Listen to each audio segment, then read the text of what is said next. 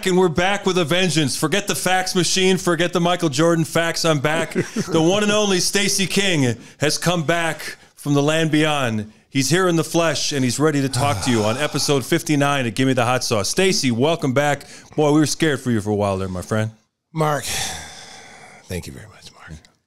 America, I'm just happy to be back. You know, it was a tough ordeal. You know, I'm not, you know, COVID's no joke. You know, I mean, I wouldn't wish that on anybody, you know, and, you know, I was vaccinated. I had double vaccination. I was just getting ready to get my booster the Monday that I ended up testing positive for COVID. So I thought, honestly, being double vaccinated, that, you know, maybe a couple of days I'd be sick or whatever and get through it. America didn't turn out that way.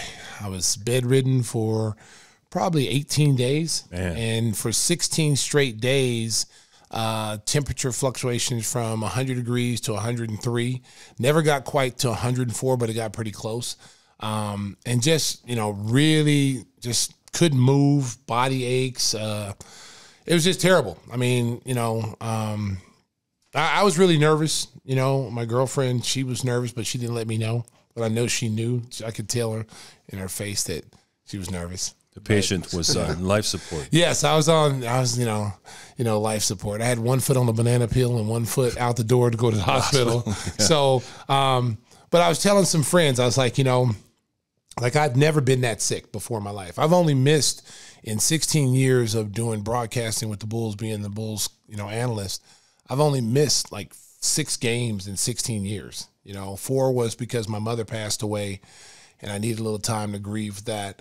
And then the other 2 days I got the flu in New Jersey and I missed a game there. I missed 2 games there. So 6 games in 16 years, I'm pretty durable. I'm like the Iron Horse. I'm like Lou Gehrig, you know. And then this came along, and man, it put me on my butt, literally. I mean, it was devastating. If you're watching on YouTube, and if you're not, you really should be. And if you're listening on the audio podcast, so we appreciate you as well. And we do appreciate all of our listeners hanging in there. We haven't had a podcast since back on December 5th because Stacey's been trying to get stronger, get back. He had his first Bulls game Wednesday, the home game against the Atlanta Hawks, and just still getting his strength back. But, you know, it's just so great to be back and have Stacey with us. And you see Timmy Whispers over there.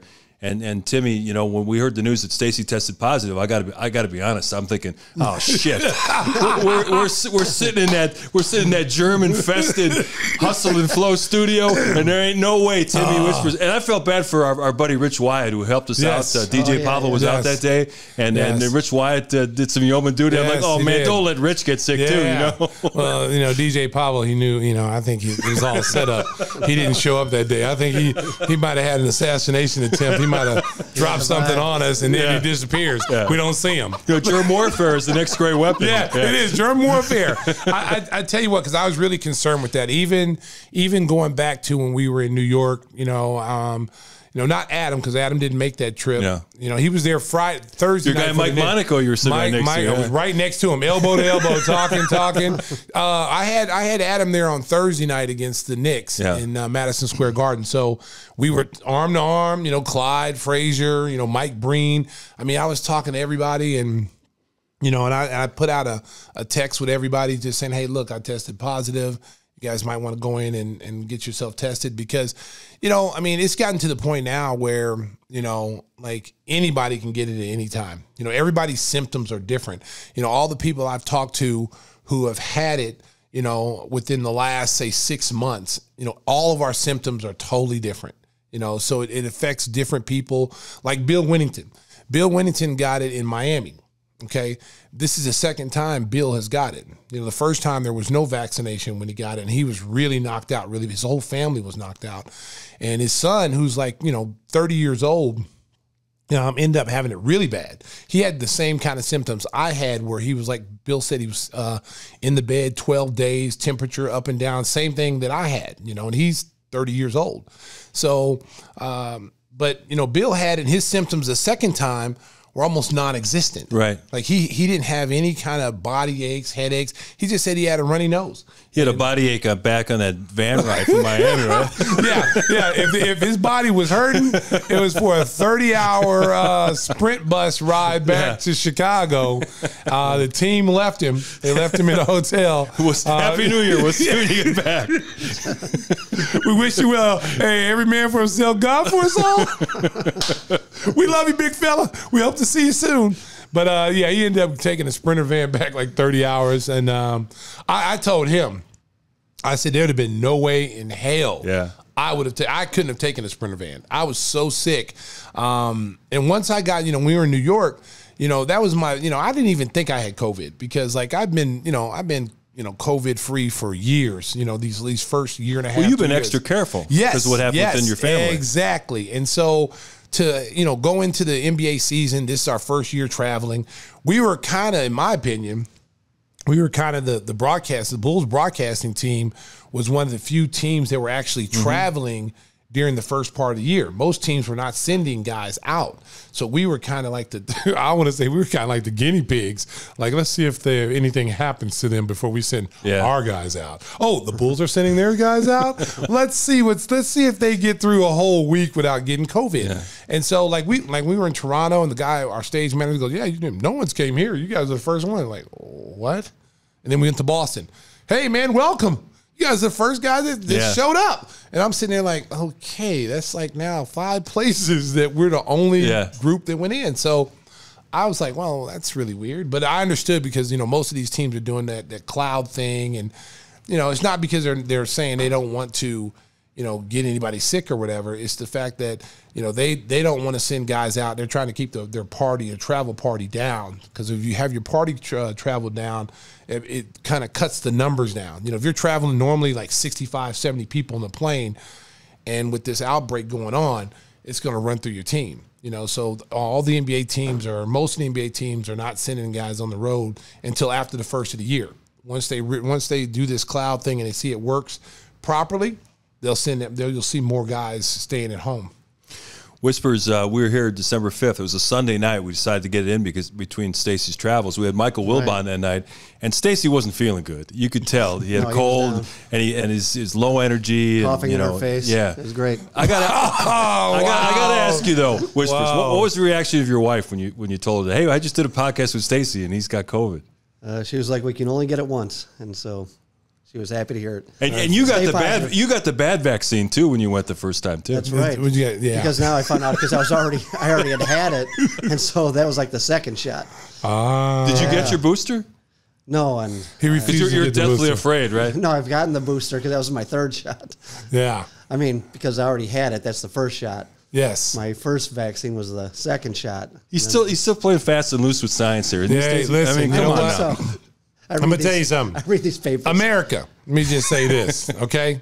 If they were bringing the vaccination in an ice cream truck every Friday afternoon at 3 o'clock, and you remember the ice cream truck playing the music, I'm out there every single Friday getting a vaccination. Yeah. Every single Friday. If that's what they needed us to do, that's what I'm doing.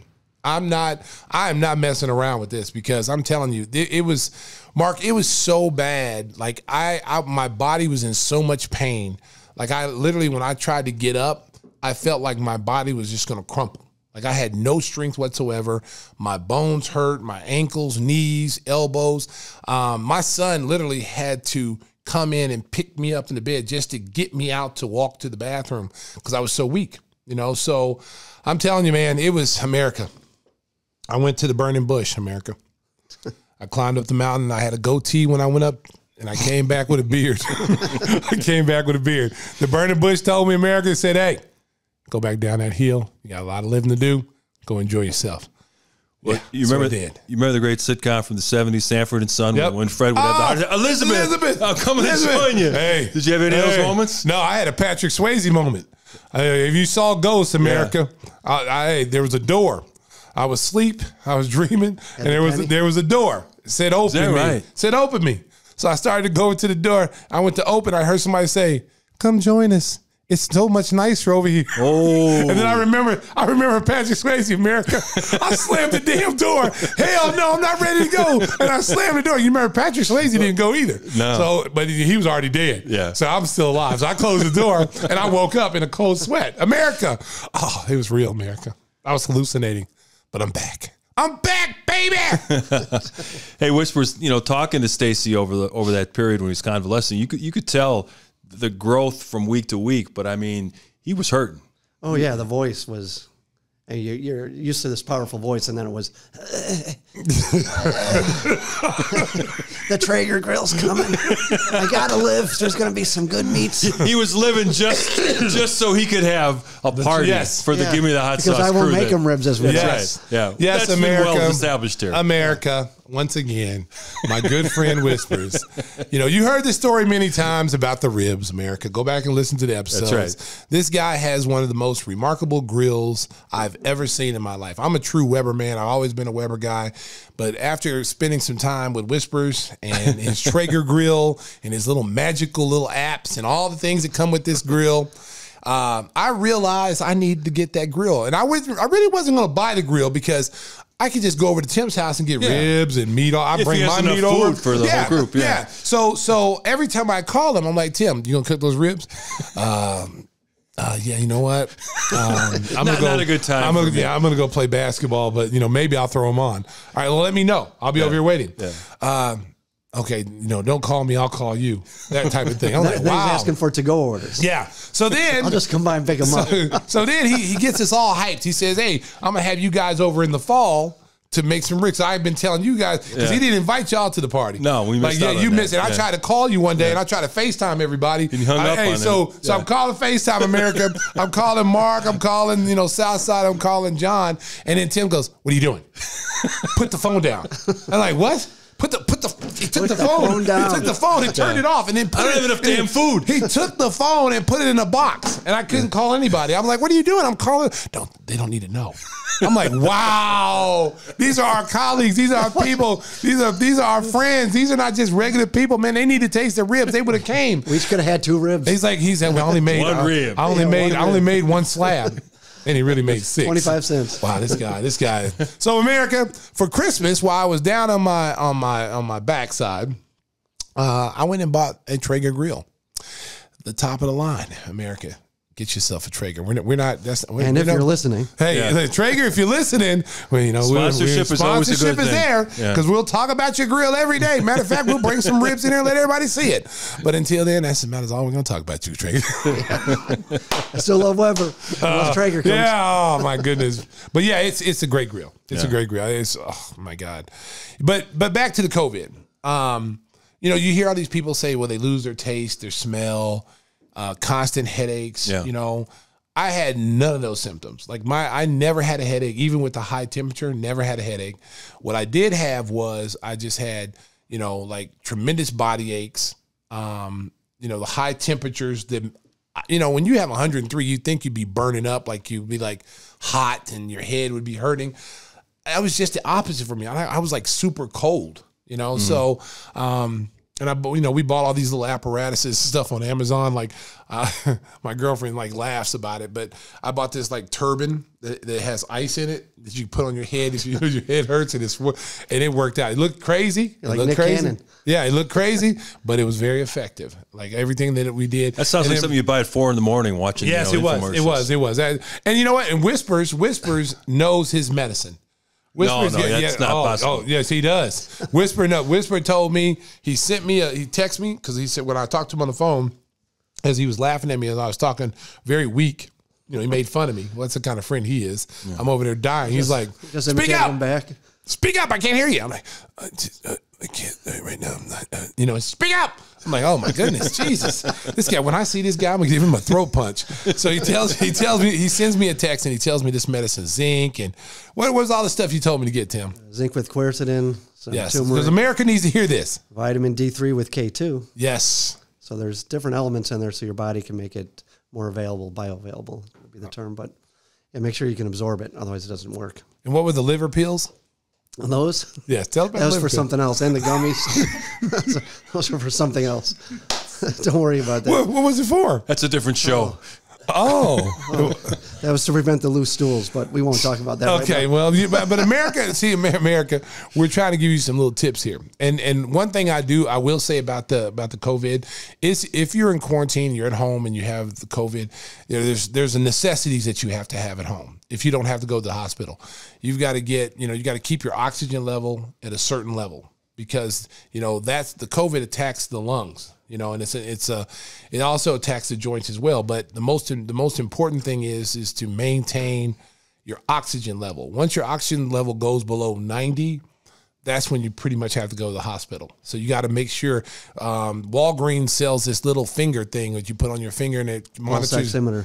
Yes. It's there. You say it again, Tim. Pulse oximeter to measure your oxygen saturation of your hemoglobin. Yes, and so it measures your oxygen level and then your blood pressure or whatever. It was pretty cool. So I'm wearing this thing like all the time, just like just walking. I'm like Tony Stark, just walking around with this little thing there on my finger.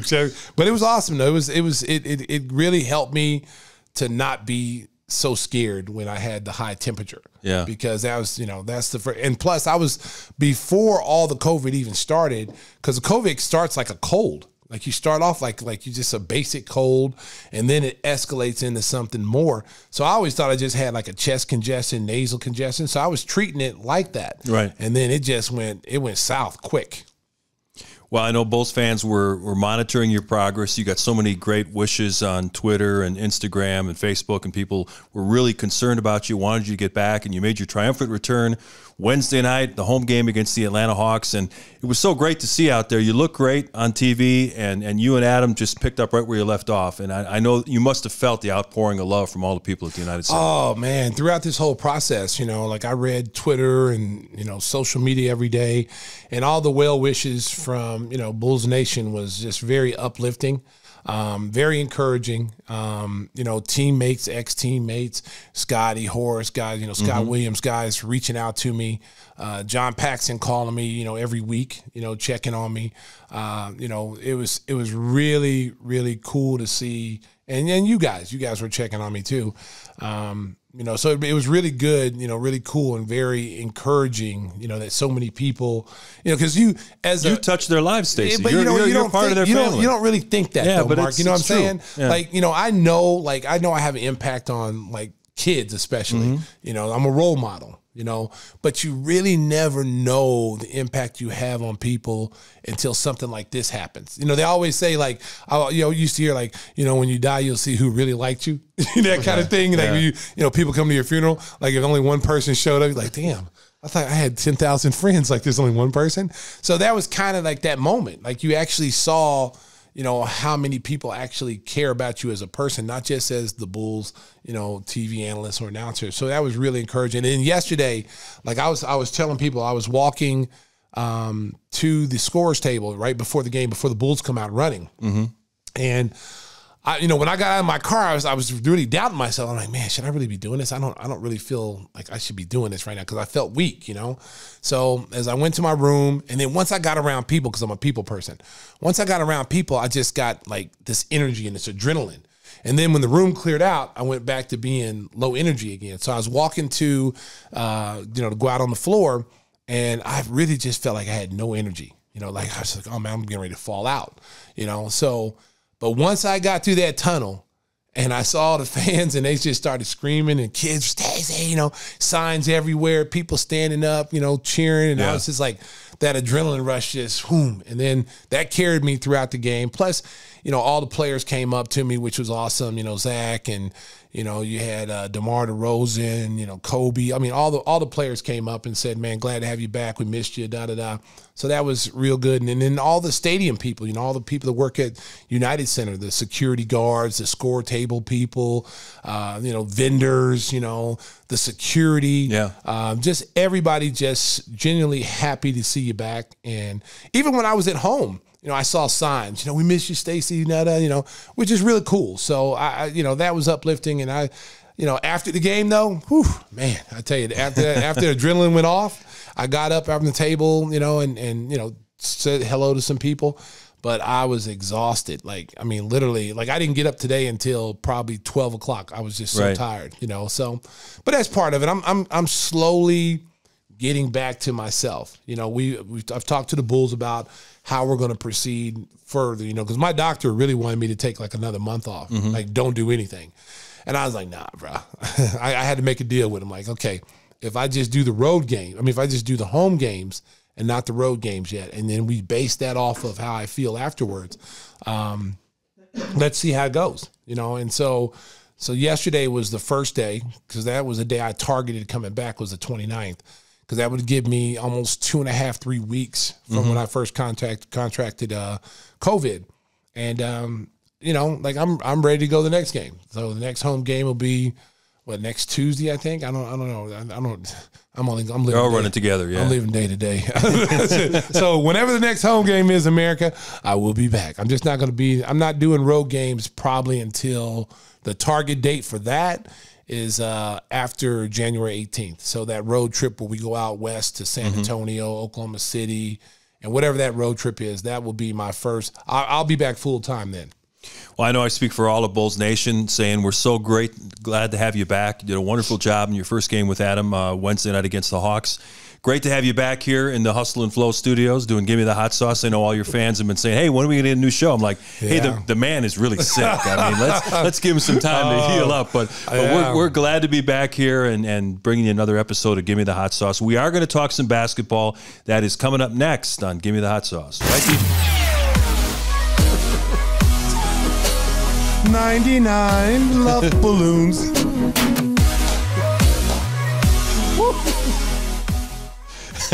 Stacey teasing a segment to come at a future show.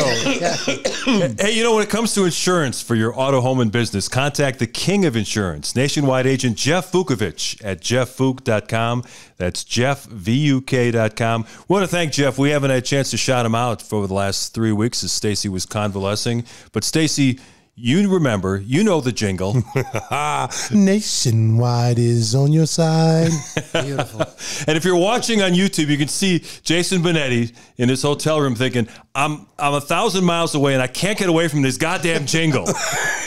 Right, Jason? I love the jingle. I love it more than anything in the world, and I love the pipes. See, thank you. Jason's the only one I give credit to sing it, because he has that deep, like, you know, Barry White You voice. didn't give credit to him. I mean, Jason, that's got to be one of the scariest things in the world when you're sitting next to Stacey King at the table and that read comes up and you're like, what should I do? And then the one time Stacey just stopped and goes, all right, it's yours. I mean, that's the scariest moment in broadcasting, isn't it?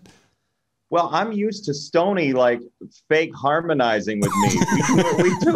We do like the Mike Love Beach Boys situation, but it's not exactly Sloop John B. Yeah, it was good until he gave me the Randy Jackson little. I felt like who was that guy? William Hung. That's right. Yeah. She bangs. She bangs.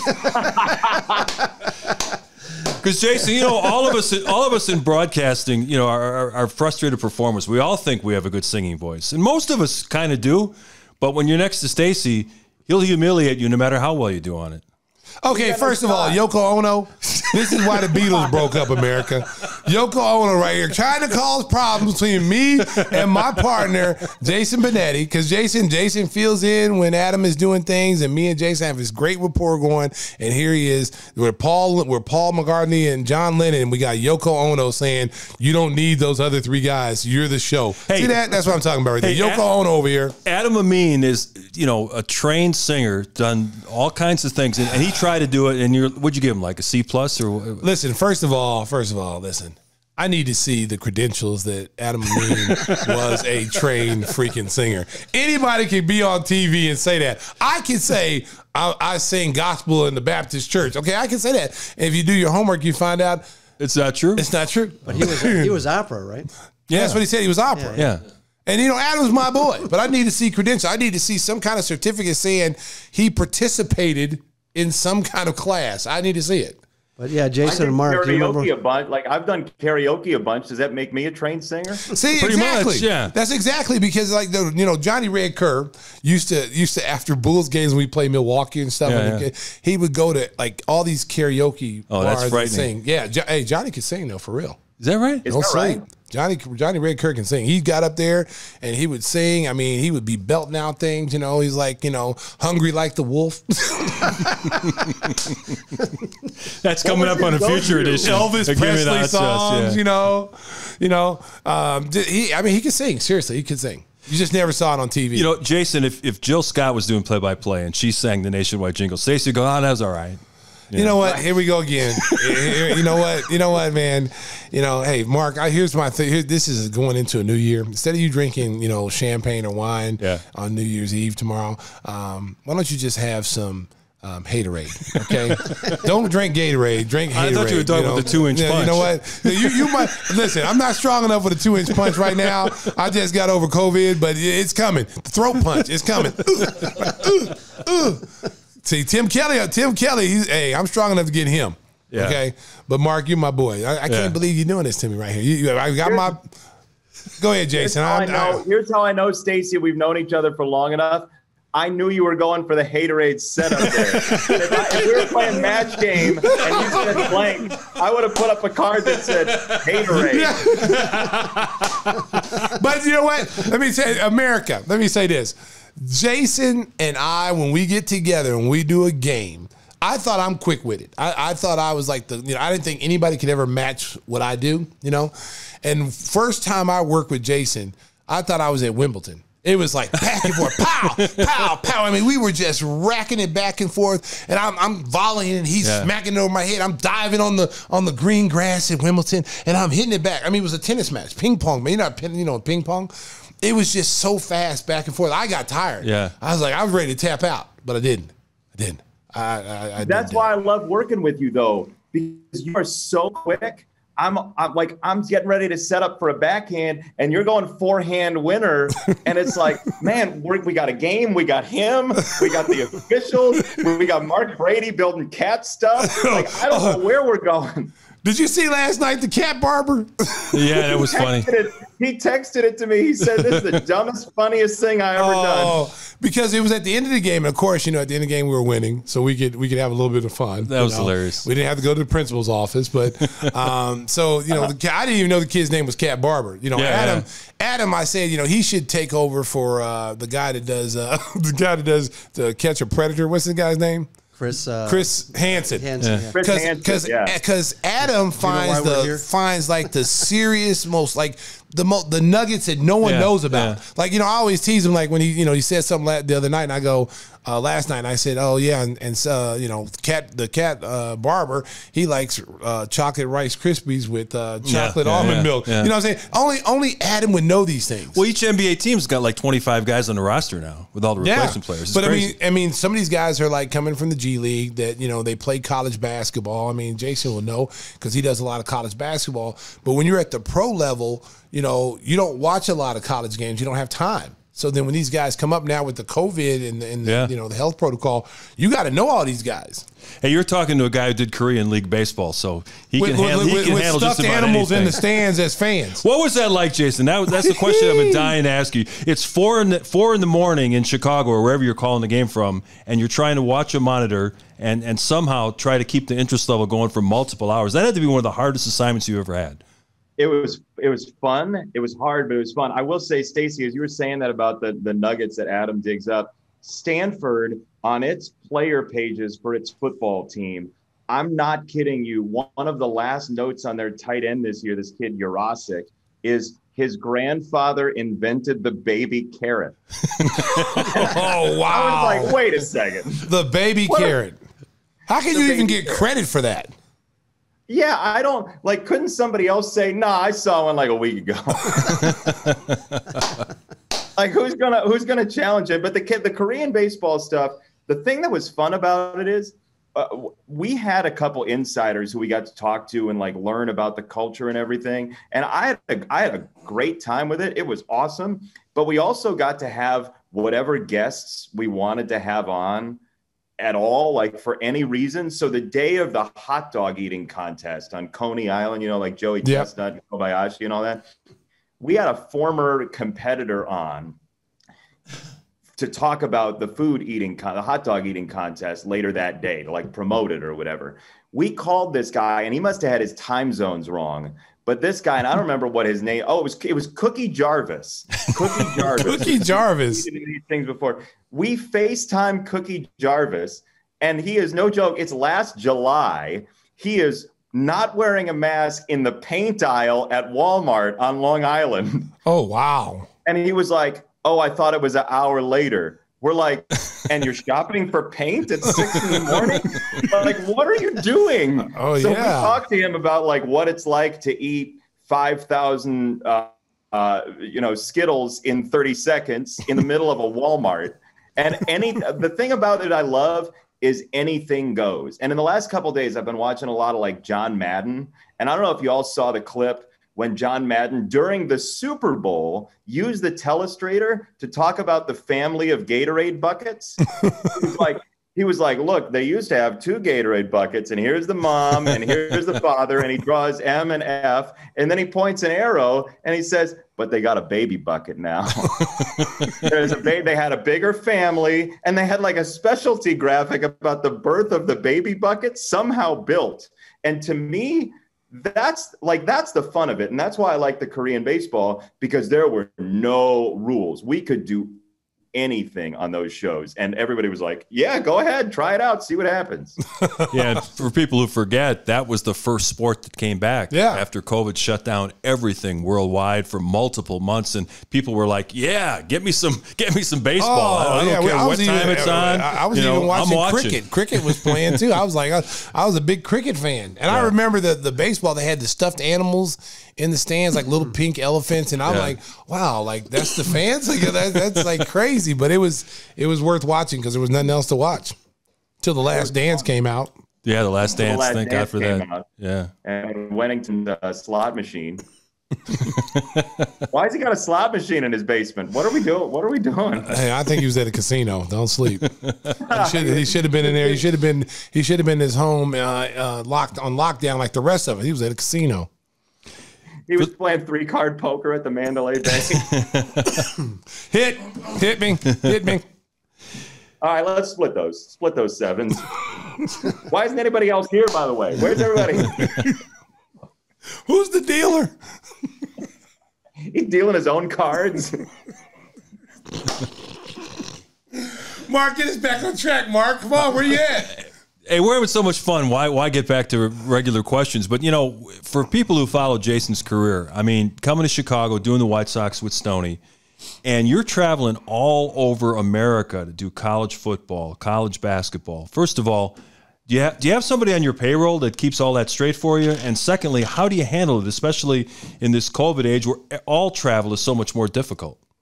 You know what? Honestly, Mark, I missed the travel part of it. I really did. I miss seeing people. I miss getting to eat at restaurants that I've never been to. Like, I don't know about you all, but when I'm in a different place, I just feel different. Like there's a different vibe whenever you're somewhere else. And I love traveling. So I missed it a ton. No, ESPN's really good about booking travel. Like they book the hotels for us. So we just take care of the flights and I just put it in the calendar and I'm there or whatever. But to be totally honest, I don't mind sitting on a plane wearing a mask. Like it's not all that. If you haven't done it very much, I feel very safe on planes. Like when I got sick, I don't think I got sick on the plane. I think I got sick when I was in a large, situation doing the Olympics in August. So I've gotten so used to the travel rhythm again. It's not that big of a deal for me, but I just love, like, I've become a little bit of a foodie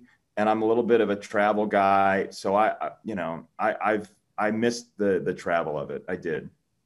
How many games do you do as far as all sports in a season? Because we know you do baseball, you do Bulls when you fill in, and college basketball, college football. I mean, like, how many games do you? Because you and Adam, in my opinion, are two of the hardest working guys, in this business. With that, as versatile as you are, and you have to go to so many different venues, so many different teams, so many different leagues.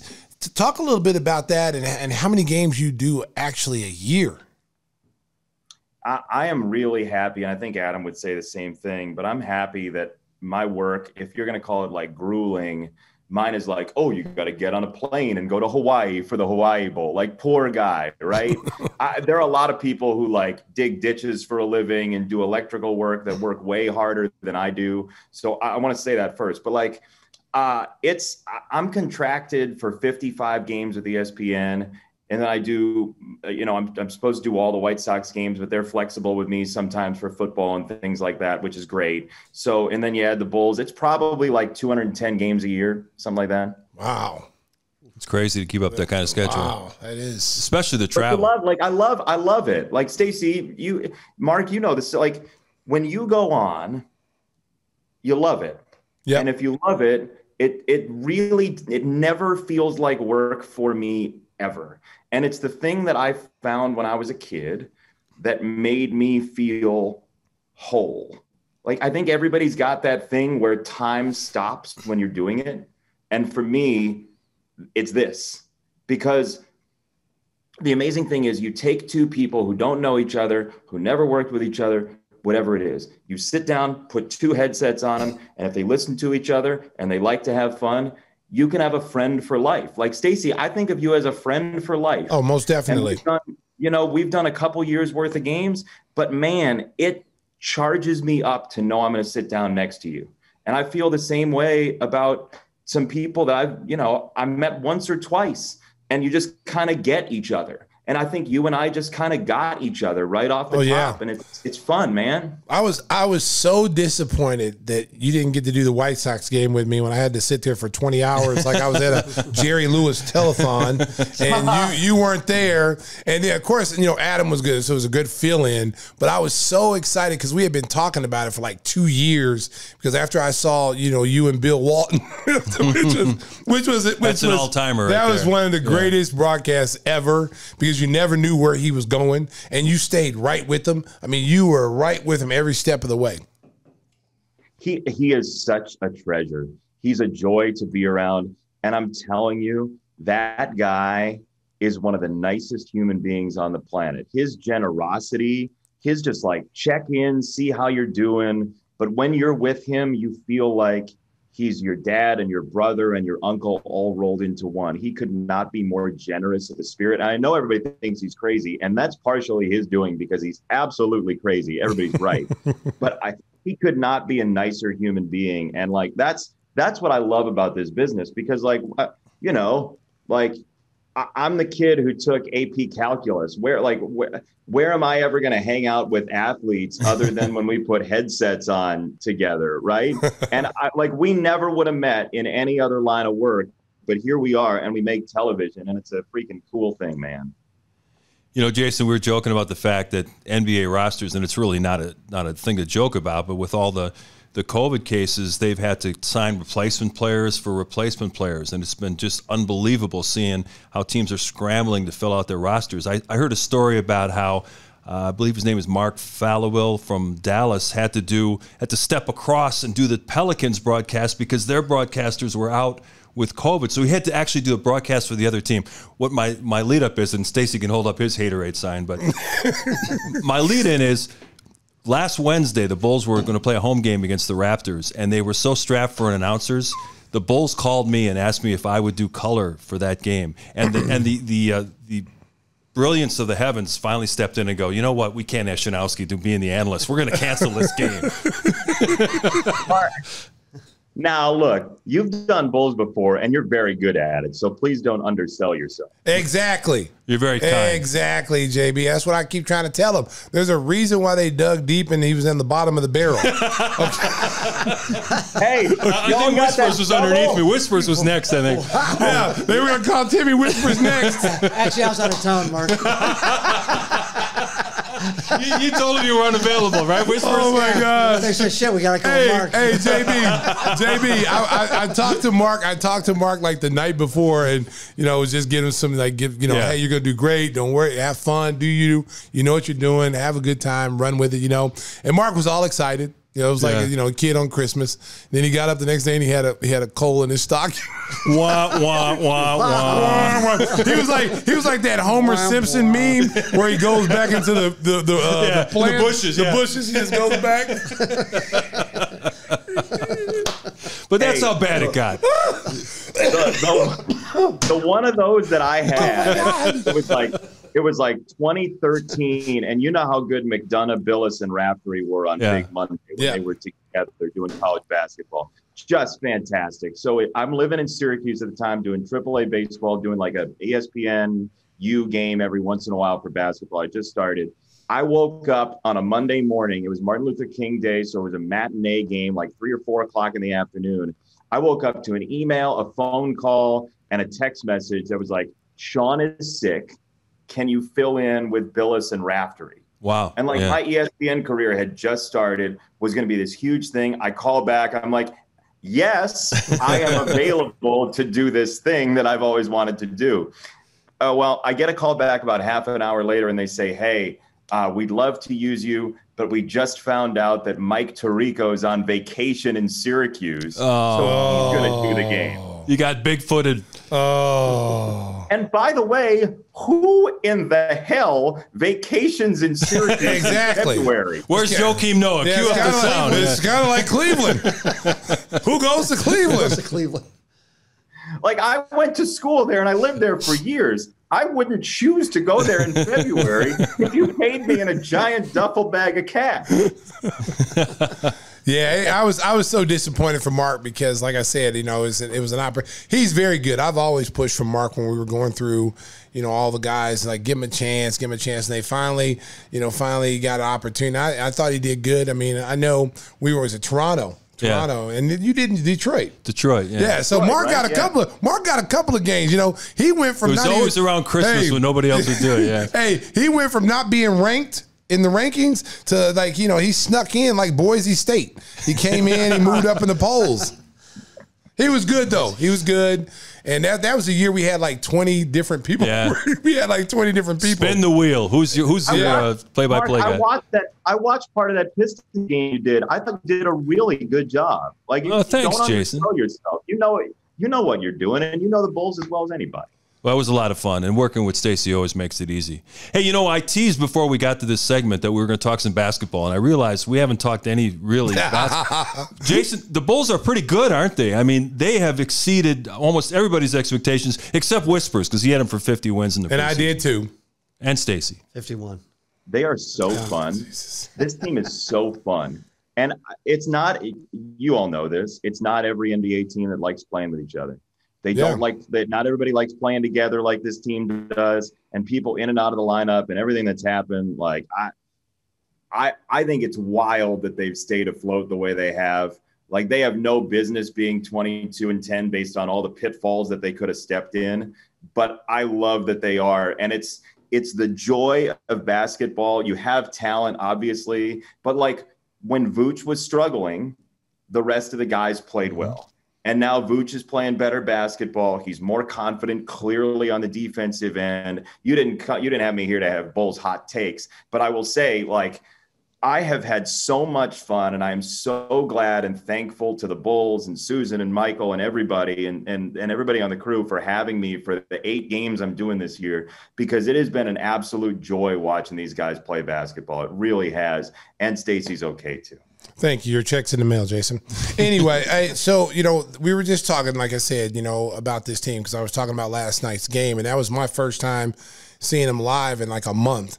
And I've been watching them on TV, and the one thing that I take away from what they're doing is that they've all bought into what Billy Donovan and his coaching staff is trying to do. They're pulling from one another because it could be easy for Zach and DeRozan to butt heads because they're both alphas, they're both number one guys, and they have really bonded from preseason, even before preseason in the practices. And I think the key to all of it is that you've got so many guys in here that are, we players. It's about it's about the team. Zoe is a we player. Caruso is a we player. DeMar DeRozan, people said, he's the worst signing in the history of free agents. He has a chip on his shoulder to show like, hey, you know what? I still got a lot left in the tank. I'm still an elite player. And then he's come on and he's bought into allowing Zach to grow and continue to grow and develop because Zach is still putting up the same numbers, Jason, that he did the year before. I'm happy for Zach too, because all the people who said like Zach can't be a good player on a great team, that they're just wrong. They're just wrong. And I said this the other day with Wennington, but for me, part of the reason I feel like Zach and DeMar play well together is that they don't operate best in the same geographical locations on the court. Yes. Like they don't both love the same area. And so they can kind of stay out of each other's way and let each other operate. DeMar in the mid-range, Zach as a slasher sort of guy, and then threes from the wing, whatever it might be. I feel like they never really get into gridlock on the court just geographically. And for me, that's pretty important. I never played. Tell me if I'm wrong, but Stacey, that's how I feel about watching them.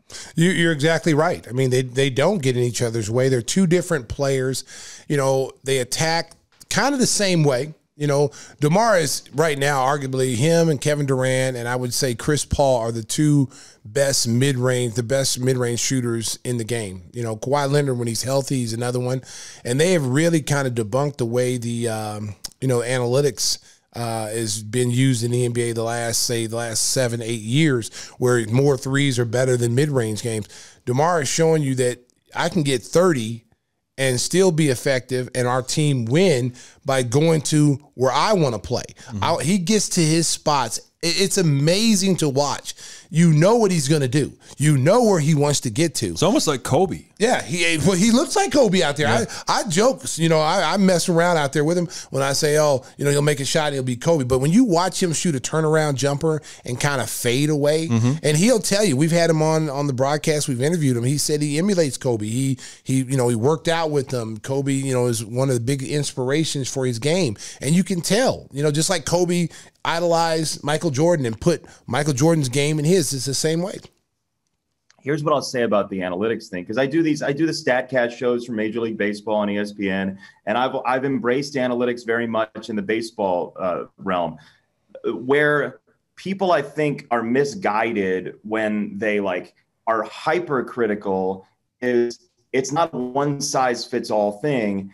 And what I love about DeMar DeRozan, and I'll say the way it works in baseball is if you made the baseball more difficult to homer off of, if the baseball was heavier or didn't fly as far, you wouldn't say, hey, we want as many homers as we are. And the infield single, the seeing eye single, the double would be more important if the factors change. Like that changes the numbers. For me, there are some guys who are poor mid-range shooters or average mid-range shooters. You don't want to trade their 2 for Steph Curry's 3 because you're going to lose. But DeMar DeRozan is so good in the mid-range, he changes the numbers.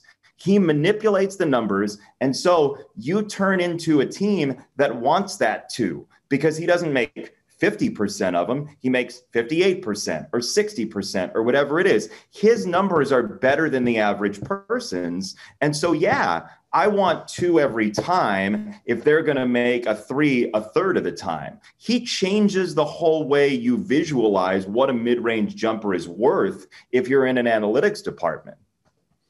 Hey, Jason, we have a tradition here on Gimme the Hot Sauce that when we have a guest on, we let Can Timmy. you say, give me the hot sauce like the kid opening his PlayStation? Oh, that was fantastic, wasn't it? That was awesome. Give me the hot sauce. I literally spit out my drink when I saw that. Yeah. Like I did not expect that. I just thought the kid was going to get, he was going to get a PlayStation 5 and he was so excited, and so that's what I thought it was. And then somebody said, you got to watch this, Stacey, you know, and then I'm like watching it and all of a sudden, he just yells, give me the hot sauce, Zach LaVine. That's a great tribute. That really is. Oh, it was awesome, dude. I literally tweeted the dad and I said, hey man, that was awesome. He goes, I don't even know where he learned that from. Because I guess he works for ESPN. I think he does like football or something for ESPN. The NBA League Pass. It's everywhere. But I was just amazed that, and a lot of these kids now, and this too, Jason, these kids, these younger generation of kids, they listen to the broadcast. They listen to things that come out of our mouth. We're such, things that come out of our mouth we're role models. So, things I say out of my mouth, everybody. I mean, I can't tell you. I wish I had a nickel or a dime every time I went in the store and somebody says, give me the hot sauce. I'm like, oh my God. Okay. Or can you say, give me the hot sauce on my phone or cookies, that kind of thing. I'm like, but it's really cool to see little kids do it. I get a kick out of little kids. Yeah. Dude, I smiled so wide for you when I saw that because look, we are very fortunate in what we do. There are a lot of people who don't make a mark openly on society, right? Like our voices are on games forever. you watch that game from the other night ever, you're going to hear Stacey King and Adam Amin, right? Like that happens for us. But to know that like at the core, you made somebody's day better by just saying that, like his day was good and he decided to say something that you say, that is the best thing we can do on the planet. Yeah. You know what's crazy too, Jason? Because I stopped singing the nationwide jingle. I was in protest. Yeah, that's BS, by the way. No. Jason, wait a minute. I was in protest. I was in silent protest. Okay. I'm just not gonna lie. I was in silent protest because we love our good sponsor Jeff Vukovic. Yeah, no, I love Jeff because I ended up singing it I didn't sing it in the Bulls game. Right. But I sang it on, the podcast, and Jeff's my guy. So I was in silent protest. I'm not going to tell you why I was in protest, but I'll tell you sometime when we're sitting down before a game. But anyway. You already told me, don't lie to me. Okay, that's right, I did. I did tell you. And I was under protest with a Dunkin' Donuts read. Well, let me pick it back. A dancing donut or cuppy coffee. Okay, I was in silent protest, okay? So I didn't know. True secrets revealed tonight. Yeah, this when you come on Gimme the Hot Sauce podcast, you get behind the scenes. Yeah. So, Jason, I did not know how important that jingle is to people. I did not know. Man, I got tweets. Why are you not singing? Why did you sing the nationwide jingle? Yeah. I mean, I got thousands of tweets. Yeah. And I was just like, wow, really? I did not know that was so important to people, And so I reconsidered. I reconsidered my stance because I'm a man of the people. So the people want the jingle. So I said, I broke my silent protest, okay? And I'm back singing the jingle. I sang it last night. Yeah. Everybody thought the golden pipes were going to be rusty, and it wasn't. Can't keep greatness down, baby. Can't keep greatness down. Wow. Nationwide. Gotta have fun. It was funny. I did not know you were in silent protest, and then I show up for the Miami game, and I sang the jingle. I know. I broke the picket line. Yes, he broke the picket line. Yes, he's like the football players, the scabs. He's a scab. Single scab. Everybody else went with the silent protest. Everybody else went with the silent protest. Adam was reading, and I was like, and Nationwide's on your side. Hey, that night I did the cuppy coffee voice too. I didn't know what picket lines I was breaking. I was like, what are all these signs for? Why is everybody marching all in time? Let me run through this line and scream. Hey, I tell you, man, listen, man, I felt so bad because I get such a kick out of doing it. Because, we read these reads, and Jason will tell you, we read these reads 1,000 times a year, and they just get so mundane and boring, and you're just like, okay, I'm just going to put a little spin on it. So then we change it up, and it's more interesting. The fans like it or whatever, and then it becomes catchy, And so I was in silent protest. I'm just like, America, I was in silent protest. I got butt hurt, and I decided to just, shut it down and just read it normal. So I was reading it like I was a school teacher, and Nationwide is on your side. Indeed it is. Contact our guy Jeff Vukovic at jeffvuk.com. All right, our tradition I was leading up to, Jason, is Timmy Whispers gets to ask the last question, and brace yourself because you never know what he's going to say. Timmy? Jeez, man. He was asleep over there. Wake up, Timmy. We kind of missed out on that because we were doing on an earlier segment, but we'll drag Jason into this. What's your best and worst Christmas gift ever? See, that's a tough question right there. Best and worst Christmas gift ever. And sometimes it's the same gift. This guy. My best one, I mean, I don't like getting socks for Christmas, but I will say I got I want to say slippers once for Christmas when I was 8 from some member of my family. And I was like, what do I need house slippers for? I'm 8. What am I what am I gonna go get the paper and then come in and read it and pour me some oatmeal? I'm 8. But were they unicorns or Snoopies or something? No, it was just they were those rubber sole thing. They weren't very good. They were isotoners. You remember those? Yes, yes. Dan Marino. Yeah, I was like, what, am I 70? What's happening? The best gift I got, I would say, is the original Nintendo Entertainment System. The original regular Nintendo. You were rich. Oh, we were rich. We were us poor people had to go over and look out somebody's window to see him playing it. You were snooping up at somebody's neighbor. I'm like a peeping Tom watching people play the Nintendo. We couldn't afford it at the King household. I was just watching the window. That looks like fun. Mario. Yeah, that looks like fun. Mario Kart. Wow, that's awesome. No, I became a gamer from that, and I grew up loving video games. This is the nerdiest thing I've ever said, and that is really hard to do. Like really hard. Like, look at me.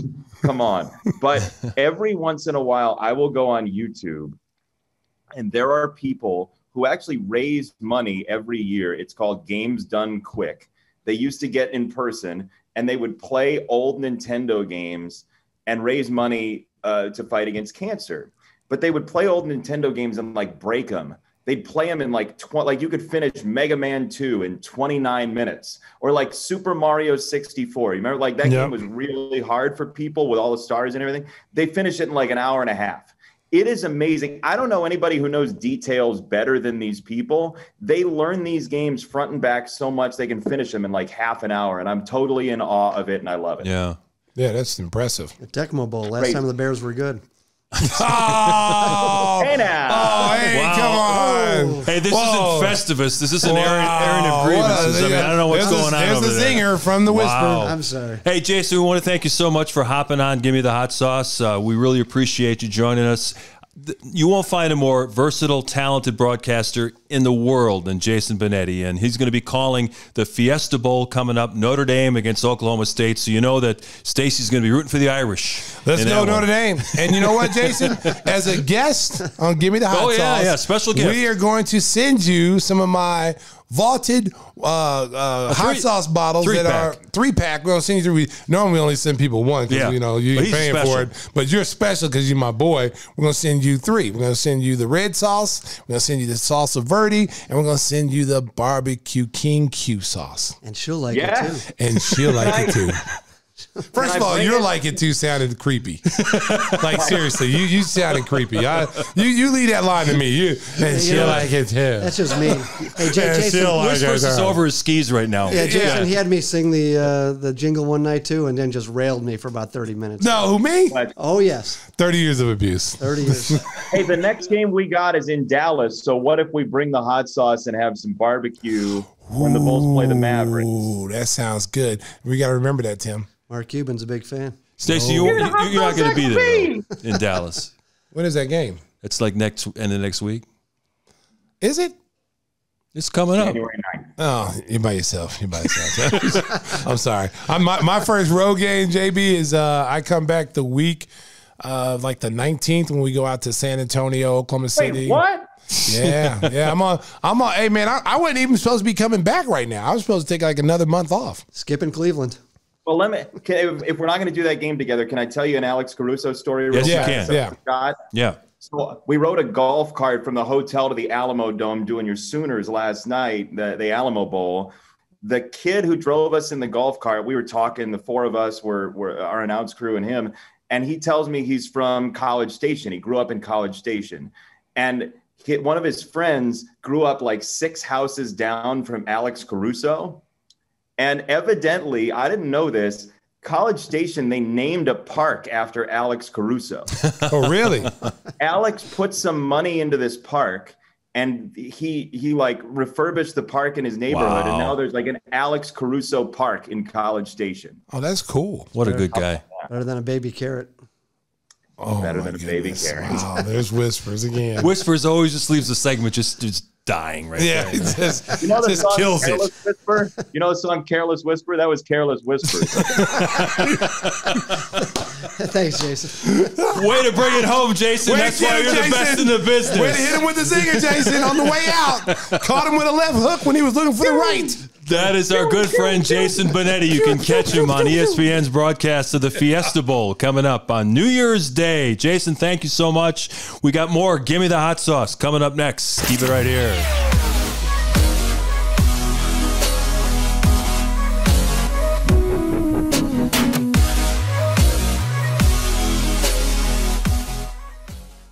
Jason, thank you so much. Jason. It's so kind of you to jump on. Man, we appreciate it, brother. Came in at the last second out the bullpen and threw none but strikes. Mariano Rivera, baby. They only had 1 pitch. It's all you had. Thanks, one pitch. y'all. We got everybody out. That was awesome. Thanks, guys. Yeah, Thanks, have a great call. Have a great call tomorrow, buddy. Thank you. See y'all. He does. America, the sexy voice. If you like hot sauce and barbecue sauce, then you're listening to the right show. Gimme the Hot Sauce has the best small batch organic sauces to spice up your kitchen. Really spice up the kitchen. Chicago-style red sauce with a garlic twist, our St. Pat's Verde green sauce with extra avocado and cilantro, which is my personal favorite. And our King's Q. Okay, we got like some people in the background, America. We're going to have to call security on these guys. A bold, spicy, and sweet sauce just like me. Spicy. DJ Pavel. DJ Pavel. He's been practicing while we've been away, ladies and gentlemen. Right. Use code HOTSAUCE21 to get 21% off your first order. That's HOTSAUCE21 for 21%. Order today for the holidays. And remember, it's almost over. Wait a minute. And remember, we got still, well, that is true because tomorrow's the first. Okay. Yeah. All right. So, America, remember, and she'll like it too. And don't forget to tell them how that garlic really helped you recover from COVID. Hey, listen, America, that hot sauce really brought me back from the brink of disaster. I was just going to tell supplement. You know what? The St. Pat's Verde, avocado and cilantro, it was very instrumental in the comeback. Yeah. Yeah, so get you some. Well, I heard you told the story about you ordered Lou Malnati's and it tasted like medicine, so you couldn't even enjoy it. Oh, man. We love Lou Malnati's. Well, I love Lou Malnati's. Yeah. And then there was a comeback for Lou Malnati's later on when my taste buds came back. Good. But I had this medicine taste. Like, I didn't lose my taste and my smell, but I had this constant medicine-y taste in my mouth, which nothing tastes good. No food. Oh, that's awful. Gatorade didn't taste good. Water didn't taste good. Nothing. And so only thing that really tasted good was vitamin water. And I hated vitamin water, but it was the best thing I had when I was sick. And now I'm hooked on it.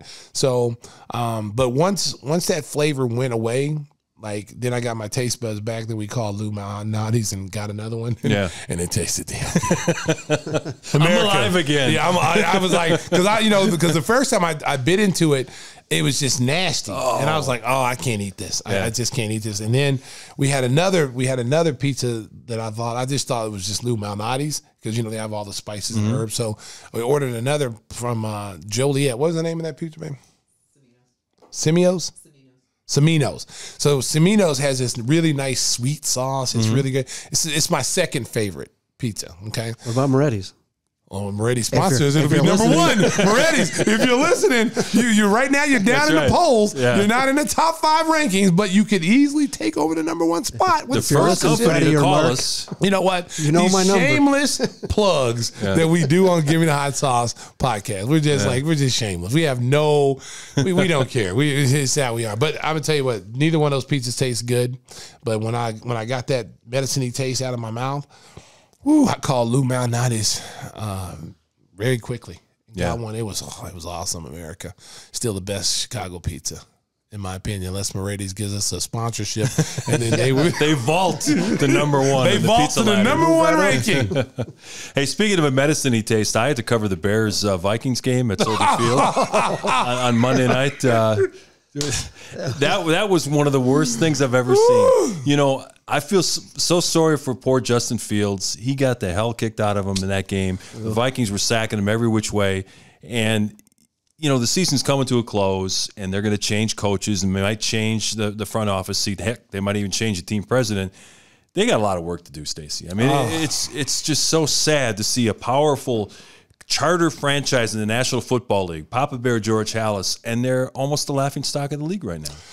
Well, I mean, we talked about this on plenty of the shows about the problems. And as long as they continue paying and getting things that they don't need instead of the necessity things like a offensive line. Yeah, you need an offensive line. Listen, man, you're going to struggle. Most of these teams in the NFL, not only do they have to worry about COVID, but most of these teams are lacking a good offensive line. And that's why they've been continually bad. You're going to have to start paying these linemen. I was watching Peyton's Place, while I was on my little sickness. And they were talking about how much, You know, they used to make fun of the linemen. You know, like they don't make no money. Now they're right behind the quarterback as far as what they make. You know, they're like the second highest paid person on the football team. So the Bears are going to have to spend money. You're going to have to spend money because if Justin Fields is your future, which I believe he is, okay, you've got to protect this kid or his. You're going to be looking at the same thing that happened to Mitchell Trubisky. It's going. You can see the writing on the wall. You can wreck a young quarterback if you don't give him the weapons that he needs and a solid offensive line. And then he'll go somewhere else and be a superstar because the kid can make every throw. He's athletic. But when you're running for your life, it's like when you used to play sandlot football and you had to count 1001, 1002, 1003, and then go attack the quarterback. Well, the difference is no one's counting. They're just coming in. They're just chasing this kid all over the place. And it's so sad to see because you don't want this kid to get hurt. He's already been hurt a couple of times where he's missed some games and, you know, they had to bring Nick Foles in. And, you know, you don't want this kid to get psychological damage, you know, PTSD of just being sacked. Because, you know, you think about the kid Carr's brother, David Carr. Yeah. And when he was in the Texans, came in as his superstar, first #1 pick, superstar quarterback, big, strong arm, but couldn't survive. I mean, just got beat up. And the Texans, who were an expansion team at that time, didn't spend money on where they needed to spend money. And that guy's career was never right. Hey, Whispers, I don't know if it's an age thing for me or a regional thing, but when I used to play tag football, we used to say one Mississippi. Oh, what about you? Yeah, it was one Mississippi. Why is that? Why would you say one Mississippi? We did, but why? I mean, it's an extra second. It's 1 second to say it. It's an extra second. And so it is a second. But the real players, we didn't say that. We just count 1001, 1002, and then we just go. Yeah. You know. But like, did you guys ever play like red light, green light, 1, 2, 3? Did you ever play that? Yeah. You know, I'll never play the game again after seeing Squid Game though. I'm done. I haven't even seen Squid Game. I won't watch that. But I'll tell you what I've seen though. And then I couldn't stop it. It was terrible. Hey, the whole thing was terrible, but you can't stop watching. Well, let me tell you what I saw while I was sitting out. Yellowstone. I've been watching that too. Oh, that's awesome. I'm going to tell you something. Yellowstone, I've been watching it now. It's the 4th season. I binge watched it while I was on my back. Okay? That's right. Let me tell you something. Kevin Costner. At least once a show, if not twice. That's right. Yes, that's right. Kevin Costner is a hell of an actor. Yeah. Okay. He makes that role so believable. Okay. I love this show so much. Kevin Costner in Yellowstone got me wanting to go buy a horse and a ranch up in Montana and just ride. I don't even know how to ranch. I don't even know how to do any of that stuff. I want to get cattle. I want to take a rope and try to rope me a cow. You know, I want to do all that stuff. And I think I'm going to do that this summer. But when someone says, hey, Stace, let's go to the train station. Oh, do you look twice? Oh, yeah. You ain't coming back. I'm not coming back. Yeah. Because, you know, the funny thing about that show is like they get away with murder. Oh, yeah. Like they're murdering like it's the Wild West. Everybody's getting killed, and then they dump their body over like where they some crevasse. You got to cross the border into Wyoming. In Wyoming, they drive all the way to Wyoming and throw him off a cliff. Yeah. You know, and then Kevin Costner kept just hang a guy halfway. Oh, the guy, and then cut the brand off his chest. You don't deserve it. You don't. He goes. Kevin Costner tells Rip. Because Rip is one of my favorite characters. He said, Rip, he's got something. He's got something that's mine, and I want it back. So I'm thinking, okay, what does he got? Like, what does he have of John Dutton? So next thing you know, they get him, you know, and then they have him hung up on a tree. And then the little weasel guy that never helps out. Walker is a weasel, okay? But I like Walker, though. Okay, he plays that role. He plays that role very, very well. Like he got the brand, and he was all in. And then he realized like this is going to require killing. He didn't want to go back to prison, so he's like, "I'm not doing this." And so that Rip was so mad at him, wanted to kill him, tried to run him over with a horse. Remember when he fell off the horse and he comes at full speed, Rip, and tried to run him over with the horse and kill him. Oh yeah. And then Casey, the son, you know, got him out and said, "All right, we're going to leave you." I like that guy.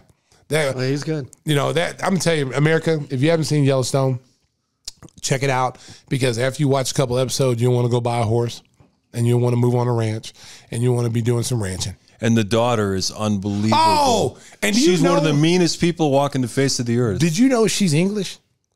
I didn't know that. She's a Kelly. She is English. She's from England. Yeah. She has an accent. And we were watching like something, me and my girlfriend were watching something behind the scenes, and I was like, she was talking, I'm like, wait a minute, is that Beth? She's English? Wow, I didn't know that. No, Yeah, I didn't English, either until I saw it. She's British. It was She is awesome. so mean and so convincing. But if you listen, America, I'm not going to ruin the show for you if you're only in season 1. Well, you kind of did a You know what, little. Mark? You don't need to say that, Mark. Your comments are not going unnoticed She here. played Okay? Vince Vaughn's wife in Detective. You know, the HBO show. Oh, I didn't see that. Yeah, that's Vince Vaughn's wife, and she's an American accent in that too. I tell you what, there's a lot of. I tell you what, I find that the English actors can get away with an American accent better than Americans can do the British accent. I know, like when Steve hears me do it. Hello, because I'm making fun of him. You guys watch Dexter? Yes. Oh, love it. Yeah. That guy's British. Yeah. Heavy British accent. I'm telling you, dude. Like these people. I mean, what's his name? Idris Elba. Yeah. Yeah. I was watching a show with him. The Wire. Yeah. The Wire was like 6 years. I never knew he was from, but he was British until I saw Rock and Roller. You ever seen Rock and Roller with Gerald, which is a great movie. Yeah, it is good. Yeah. And so I was like, and he started talking. I'm He's like, a great actor. is he British? Yeah. And then afterward they did I'm telling you, man. Well, Damian Lewis too.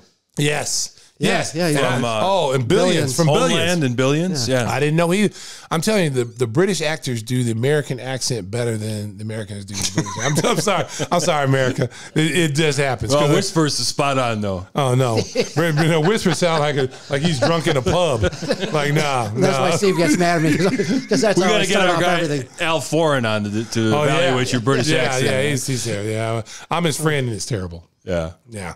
Hey, Oklahoma got a big bowl win. Dun, dun, dun, dun, dun, dun, dun, dun, dun, Bob Stoops, 28 or big something? game Bob, big getting another game Bob win. Huh? Stoops came off the golf course, America. He was hitting golf balls. They said, we need you. We had a guy turncoat on us, Lincoln Riley's, snaked out of Oklahoma, went to USC because he was afraid to go to SEC. Yeah. So big game Bob said, I'll do it for one game, but it's going to cost you $5 million. And they were throwing it deep, too. That was fun to watch. Yeah, well, he turned them loose. Yeah. He let them play. Yeah. And the kids were having fun. And you know what? The quarterback, Caleb Williams, is a big-time stud. He's an NFL prospect. Yeah. He's 6'4", 6'5", big arm, can run. Let's hope he stays. Yeah. Well, that's the rumor now, Norman, that he's keeping his options open in the transfer portal. So Can Rattler make a comeback, or is he done? Who? Spencer. No, he's gone. He went to gone. South Carolina. Oh, did he? I didn't hear that. Yeah, he's gone. Okay. You know what? I mean, Venables is coming over from Clemson. Yeah. He was the defensive coordinator for many years at Oklahoma under Bob Stoops. So he's now going to get his opportunity. He's a high energy coach. Kind of, what he reminds me of is the basketball version of Porter Moser.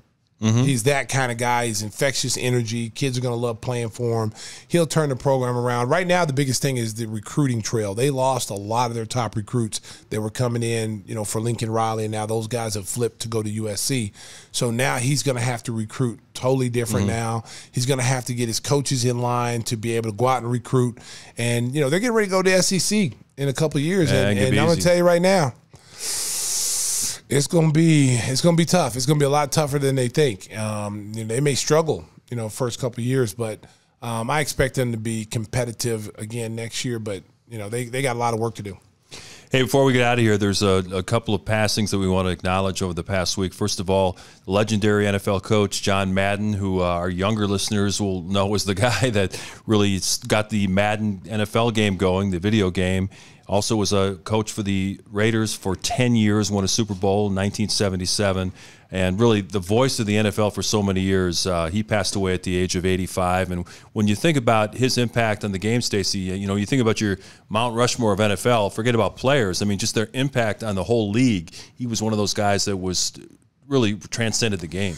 Well, I would even go further than that. I would say he was probably the best color analyst guy in all of sports, including baseball, basketball. I mean, I used to watch him And I learned how to do the telestrator. That's why I was so interested in doing the telestrator, because of all the things. Like we honored him last night. I don't know if anybody peeped that. So we did that. We did like the boom and watch this man here. He's going to go here and then right over here and then boom, he's there. So we did that last night. And the poster machine was back last night. Well, the poster machine only shows up for home games. So we got to work on that. We got to work on it. But I mean, just to transcend the game, not just like I always used to watch him on Thanksgiving. That was a big NFL was big on Thanksgiving because of the him. 6-legged turkey. And yes, what kind of turkey is it? 8-leg, yeah. 8 legs. They finally went to 8. It was 6 and then 8. And then like him and Pat Summerall were like a staple. Yeah. Every weekend for football. And I go back and I almost forgot he was on Monday Night Football for like 5 years or 6 years. 4 networks. Yeah, I mean, he's been on every. And he was also a great football coach for the Raiders. I mean, to this day, he's still revered as the greatest Raider coach of all time because he had so many Hall of Famers on that team. And I tell you what, though, I mean, that telestrator. I mean, he is the best at that, explaining things. And then the Madden football game. I remember. The first one that came out, I had it, and my brothers, we played it, and I just felt I play it to this day. I'm playing Madden to this day. He created the plays for the game, which is pretty crazy. Gave him the playbook of the Raiders. Yeah, it's pretty wild. Yeah. And you wonder like, okay, how much did he get from that? Because he had to have made some serious money, hundreds of millions. Yeah, that was. I mean, that game. Even now he's gone. That game will still live on. I mean, everybody loves Madden. He talked about the fact that he had to go through every option for every team, and he said after a while he couldn't stand it anymore. He had to hand it off because it was just too much work. He didn't need it. He had such a terrible fear of flying that he was on the Madden cruiser. Yeah. Before that, he would travel around on and that trains. Was bought for him by CBS, right? Hey, whatever he wanted, he was going to get. Yeah, it's like 86 or whatever. Hey, we've had enough. No more Amtrak. You're getting your cruiser. Yeah, and. Just awesome. And then you think of Frank Caliendo. Oh, yeah. Brett Favre. Boom. And Brett Favre immediately had a comment that he put on social media, honoring the great John Madden. And closer to home, we lost a dear friend this week. I got to know Jeff Dickerson very well during the time covering the Bears and seeing him at different media outlets and games. And he would come into Comcast Sportsnet to do David Kaplan's show on a regular basis. And, everybody talks about the fact that he always had a smile on his face, and he would always ask, how are you doing? And that is 100% accurate. I'd be working on my desk, getting ready for my show, and he'd come over, hey, Mark, how you doing? And he meant it, because you can always tell when someone's just doing it just to walk by and they don't really care. He cared about how you were doing, and that's why the outpouring of support, we're recording this on a Thursday evening, December 30th, and last I looked, the GoFundMe for his son, his 11-year-old son Parker, was like at $800,000. It's just an outpouring of love and support because of what a great person Jeff is. He tragically lost his wife, Caitlin, a couple of years ago. Now he passes away from colon cancer, and his 11-year-old son is left without a mother and father, and there can be no greater tragedy in life than a child losing both parents like that. Yeah, I mean, I've had the privilege of working with JD on different, stuff with ESPN, the radio, and doing some. I remember doing a second round game with him. Because we don't get to cover the second round, but we were doing like a TV thing, and just one of the nicest guys you ever. Every time I saw him, hey, Stace, what's up? How you doing? How's the family? Just a really genuine guy. You tell that he really enjoyed his work. He really. Whatever he did, whether it was covering the Bears or whatever, you just knew he really enjoyed doing what he's doing. I mean, I used to listen on ESPN when he'd come on there, Sylvie in their show and Carmen in their show, and he'd give the updates on what's going on. I listen to him more than I listen to the national guys because national guys don't know what's going on in that particular city. But if you want to know something about the Bears, and you were like, I was fantasy, so I needed to know like who's playing, and he would say, this guy's going to be out this week, yada yada. So I really relied on him for my fantasy football league. That's why I won 10 in a row, 10 championships in a row. That was out to my boy JD. Thanks for the inside information. But he's going to be sorely missed. I feel so bad because I knew that he had lost his wife, and now his son's lost both parents. And JD was one of those guys, Mark. I mean, didn't complain. Like I didn't even know he was sick. Like, I didn't even know. I mean, I had heard, but I didn't even know because I hadn't seen him around. So I didn't really, put two and two together. And then just recently I was like, I woke up and it was on Twitter and I'm like, what? I just couldn't believe it. Just ruined my day. Well, the outpouring of love and support has been something special. People want to criticize the Chicago Bears. They've come out and made a hefty donation to the Parker GoFundMe fund. And it's just great to see so many NFL people, owners, players. It's just been remarkable to see the outpouring of support. And this is a guy that truly deserves that. Jeff Dickerson, we're going to miss you. And Parker, know that you're always going to be surrounded with love and support from the media community. So we hate to end on a down note, but we wanted to send out our thoughts to Parker. It's just been a crazy week, the holidays and losing a great man like Jeff. And of course, we talked about John Madden passing away at the 85. So sorry to end the show on a downer, but it's been a lot of fun having Stacey back. Obviously, we're so glad he's doing well again. He's going to be doing all the Bulls home games on NBC Sports Chicago and eventually getting back and doing a full-time schedule, as you mentioned, in the middle of January. Want to thank Jason Benetti for jumping on. He was at the last minute. He picked up the phone and then joined us, so we want to thank him. Want to thank DJ Pavel for running the board, and we'll come back at you with a new show next week. We wish everybody a safe, happy, and healthy new year, and give me the hot sauce, right, Stace? Give me the hot sauce. COVID, stay positive. If you have COVID, stay positive. And seriously, the last thing with JD, I wanted to add this too. Yeah. If you can donate anything, please go to Absolutely. the GoFundMe page and give whatever you can. Because again, there's a young 11-year-old boy who's going to be without his parents, and anything can help. And like Mark said, that the donations that everybody's doing has been remarkable. They've already exceeded their goal of what they wanted to get, but still, it's still up there. And anything you can give, $1, $5, do it. It's for a good cause. And again, thanks for listening. Thanks for being supportive of the show. And thank you for the outpouring get well wishes while I was down with COVID. It was very uplifting, and I appreciate it. Bulls Nation and fans all over the world.